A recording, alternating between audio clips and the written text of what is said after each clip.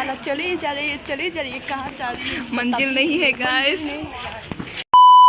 Hello guys, সবাই কেমন আছো? আমি হলাম আপনাদের আনিশা। আশা করছি সবাই ভালোই আছেন। রাস্তাতে একটু ইগনোর করো, কারণ আমাদের রাস্তা এখন ঠিক হবে।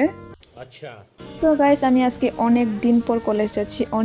অনেক দিন পর কলেজ যাচ্ছি, তাও আবার ক্লাস করার জন্য না। আমাদেরকে ডাকা হয়েছে কি একটা সার্টিফিকেট দেওয়ার জন্য। হলে মনে হয় আমাদের আজকে আসা হতো না। আজকে কি পরীক্ষার আগে আসাই হতো না। আমাদের মতো স্টুডেন্ট এই দুনিয়াতে কোথাও নাই মনে হয়, কারণ আমরা শুধু পরীক্ষা দিতে যাই কলেজে, কোনো দিন আমরা যাই না ক্লাস করার জন্য। पहली बार आई है तो थोड़ी सी घूमने के लिए चाहिए हिंदी थोड़ा सा अटक जाती है फिर भी बोल रही हूँ।